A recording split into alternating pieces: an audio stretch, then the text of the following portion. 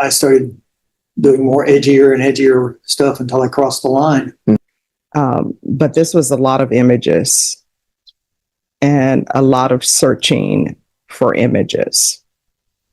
All right, court is calling 2025 CR 001248, State versus Lynn Wayne Moran. Could I have parties announced? Mantle and Brown, State.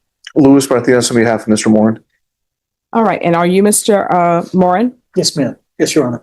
All right, you entered a plea of guilty on July 21st, 2025. We were awaiting the PSI report. According to your plea bargain agreement, punishment is to be assessed at a cap of 30 years. There's a $5,000 fine and there are no applications. And there's to be Chapter 62 compliance. Have both parties had a chance to review the PSI report, State? Yes, Your Honor. Defense? Yes, Judge. Any objections, State or defense? No objections, Judge. Not to the PSI, Judge. All right. And the court is in receipt of documentation tendered to the court by the defense attorney.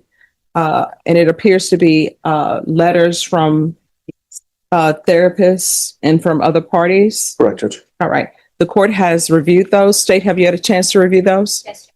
All right. State, any witnesses? No witnesses, Judge.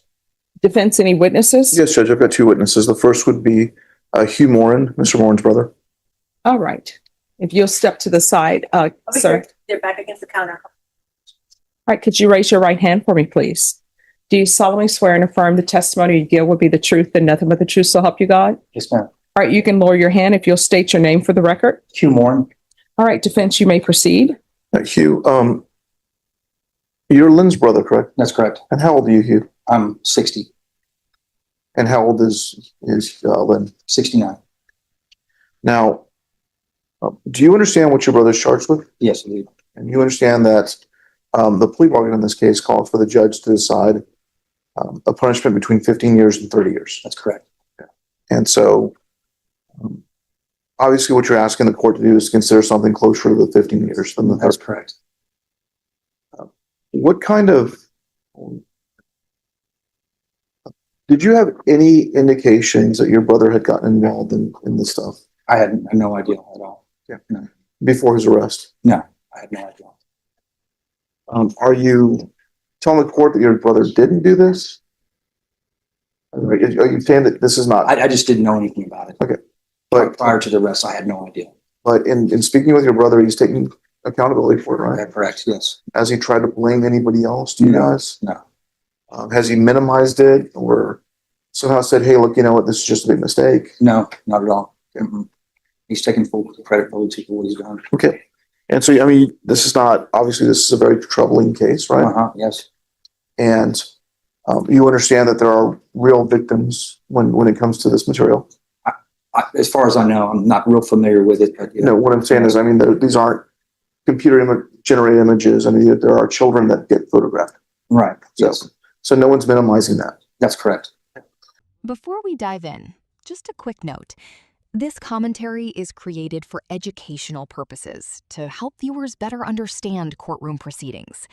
If that's not your thing, feel free to skip ahead. But if you want the deeper story behind the legal strategy, stay tuned. Right now, the defense is trying to show the judge that the defendant lived an apparently normal life and hid this behavior from everyone around him. But here's the big question.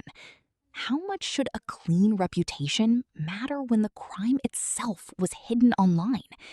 That tension is about to define this entire sentencing. But prior to your brother's arrest here, what kind of a reputation did he have? Was hardworking. He's worked in the medical field for 30 something years and, has great friends and been an uncle to my son and everything and had good interactions with him and stuff like that. How many grandchildren are in your family? I only have one son. Yeah. And he's 30. And there were never any indications that that Lynn might be doing anything appropriate with the children family? No. Yeah, were there? And we have a real small family. I mean, it's down to just me, Lynn, my son now at that point. But no rumors or whispers in an extended family that anything improper had ever happened? No, I had no clue, no idea. Hadn't heard anything like that at all. And so when he got charged with this was just a complete and total shock. It was a complete, total shock to me. Yes, that's correct. Because this release not consistent at all with the Lynn that you've known for your That life. is correct. Yes, yes, sir. And so, in talking to your brother, you said your brother took responsibility, right? Yes. And he made it known to you that he's been hiding this part of his life from Oh, everybody else. yes. Now, you said your brother worked in the medical field. That's correct. What kind of work was he doing? He was a speech pathologist. Okay. Mhm. And he worked with both adults and children. That's correct. And were you aware of any kind of complaints or any reports of impropriety? He'd had a clean record, worked there forever, no problems, no write-ups or anything. And the pre-sentence report in this case indicates that he doesn't have a criminal history. Is that consistent That's with what correct. you know? Yes. He's never been in trouble at all. And your brother's 69 years old. Mhm. And how is his health? Let me ask you.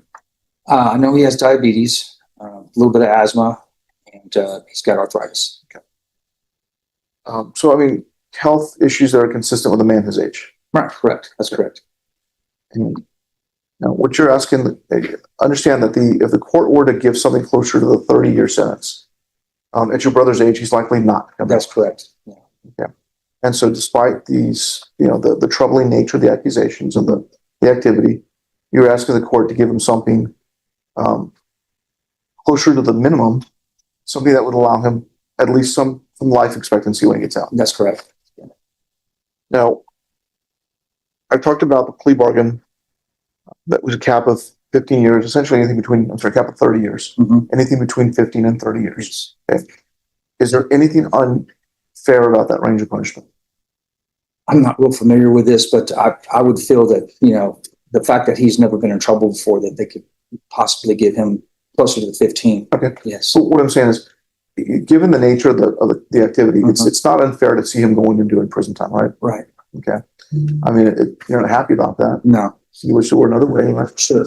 But you understand that him being punished this way it is fair and it's appropriate. That's correct. Yes. I'll pass witness. Any questions? All right, thank you so much for Okay. coming in. All right, call your next witness. Lynn Warren. All right, could you raise your right hand? Do you solemnly swear or affirm the testimony you give will be the truth and nothing but the truth, so help you God? Do. All right, you can lower your hand, state your name for the record. Wayne Moore. All right, you may proceed, counsel. Lynn, in looking at the PSI, it looks like you've never had any criminal history. Is that correct? That's correct. And so the first time you wind up in court is for something serious like this. Yes, sir. I'm looking at the PSI and it looks like you acknowledged guilt in this case. I did. I am guilty. And have you ever denied, since the time of the arrest, have you denied to me or anybody else that you were guilty? No. Yeah. Lynn, if you're a man of your age with no criminal history, how did you get yourself involved with this material? I became addicted first to pornography, and it led to me going to more, as I chased what they call dopamine, something I've learned in my 12-step programs. Okay.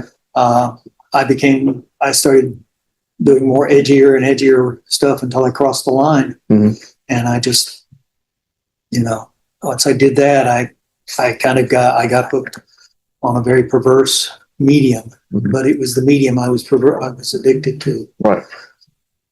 And so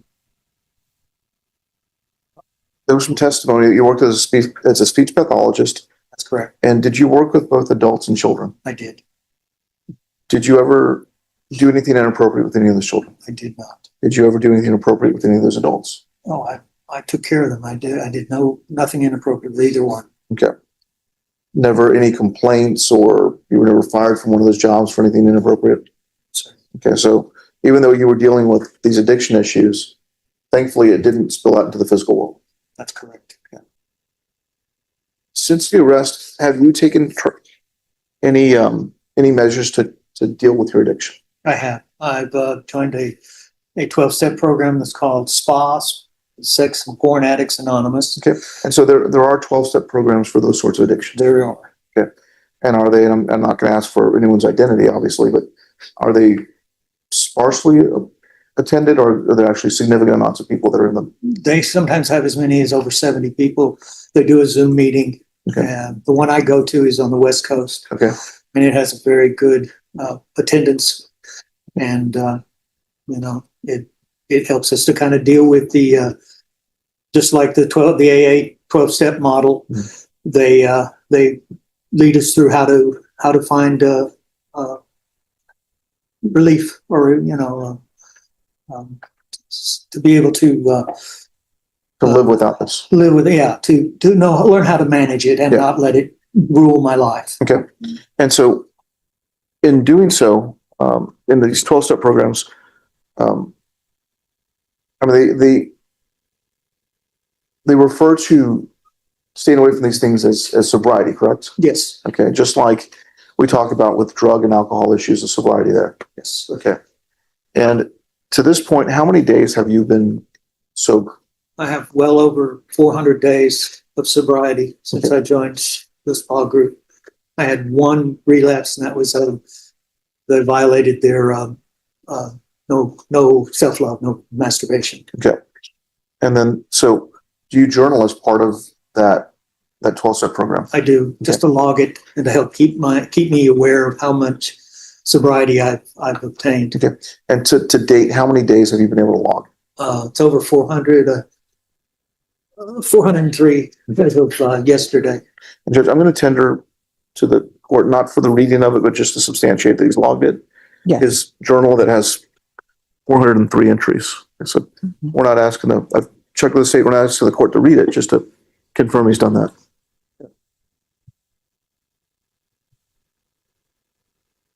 In addition to that 12-step program, have you seen a counselor? I have. Okay. And did we get a letter from that counselor? Yes, I believe it was in the packet Okay. that I gave you, or that you gave to the court. And that's what we tendered over to the court for the court I inspection. believe it was, yes. Yes, sir. In addition to that, were there letters from people who know you? There were Okay. longtime friends and a gentleman who had been working with me on the 12-step programs. And I would assume that you are appreciative that these people have stuck by your side. I am. That's remarkable. And I mean, you understand the gravity of this offense. Most definitely. You understand why it's illegal. I do. And you're not saying that this is not a big deal or a victimless crime or anything to that effect, are you? Not at all.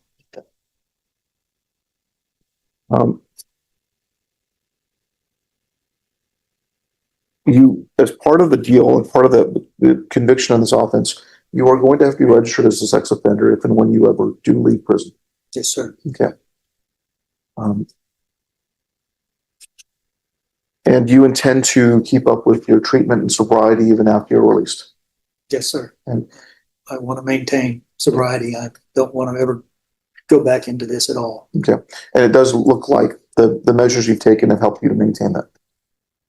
They help me keep sober and keep my focus and not stray into perversity. And In addition to that treatment, what kind of health issues do you have?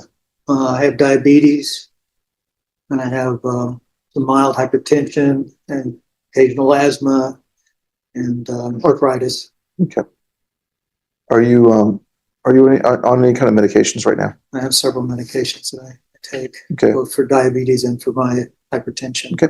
And all those are listed in the PSI, correct? It should be, yes. Now, Lynn, what are you asking the court to consider in this case? I'm guilty, so I understand that there needs to be consequences for that, but I just ask that they be reasonable, that you take into the fact that this is my first offense. I've lived a good life. I've worked a good job, tried to take care of the people who have disorders, help them to get better. Yeah. Let me stop you there. You've been on bond for quite a while in this case? I have since February or March of last year, I think. Okay. And we've had no bond violations or issues with that? I'm sorry. You've always showed up to court when you needed to? I have shown up. Okay. My due diligence. And so you're asking the court to consider something closer to the 15-year range? I think that would be fair. That would be in keeping with what I've done. But I mean, you understand that prison time is appropriate in this case? Yes, sir. Okay. I understand. You're There's not- a consequence for bad actions. Okay. For breaking the law. I'll pass the witness. Any questions? Mr. Ryan, when did you start seeing a therapist for your issues? Right after I was arrested, or they had searched my home, I realized that I was in trouble and I needed to take care of my problems. So I saw a therapist first just for emotional disorder, and then I was referred to a sex therapist, certified CSAT, I believe is what. And when you were looking at this material, you said you started out with pornography, but then you started getting into other things, and that other things included child pornography, correct? That's correct. And when you were searching for this information on the internet, you had to learn all of the new terms and all of the ways to look this stuff up. It's not just widely available, right? You have to have the right terms, correct? Well, you kind of have to know where to look, yeah, and the search parameters. So you use Bing and Chrome on most of those searches? Not Bing or Google or whatever the search engine was. Among the things you searched for, that included sex tourism, child. Is that accurate? And just like that, the prosecution shifts the entire atmosphere. The focus is no longer age, health, or treatment. It's intent and scale. The prosecutor highlights repeated searches, specific search terms, and hundreds of illegal images to argue this wasn't accidental or isolated behavior. That strategy is designed to convince the judge that the seriousness of the conduct outweighs every mitigating factor presented by the defense. Look at that, just to see what that was. Possibly. Other questions? All right. Thank you. I'll hear brief argument. State.